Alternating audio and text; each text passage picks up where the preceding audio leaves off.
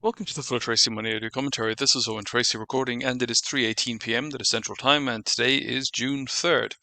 Well, Australia cut interest rates today, so down to 3.85%, and this isn't the only country that's talking about cutting interest rates, whereas the USA is talking about it, or at least just about everyone is talking about it, but the Federal Reserve hasn't done anything about it yet.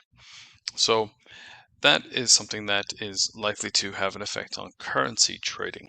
And the Australian dollar was down a tad in here today. One thing that certainly has been important for the Australian market has been that the Australian dollar has rebounded quite impressively over the last several months, and now testing the 65-cent level, which is the first area of potential resistance, having pushed back above the 200-day moving average.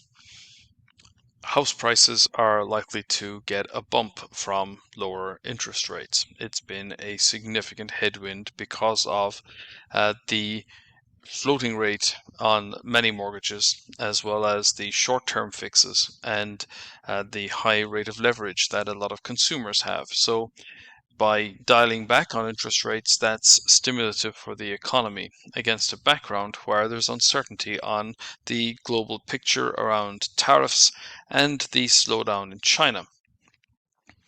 Then on the in the China front, the prospect of property developers going bust or defaulting on their debt came back to the fore in here today. So that's certainly something that's weighing on sentiment, and it does improve the potential that the Chinese government might have to loosen the spigot in terms of liquidity.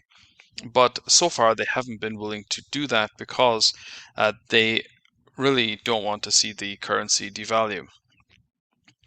What they have been doing is supporting the manufacturing sector, and that has obviously been in the crosshairs of the Trump administration in terms of tariffs.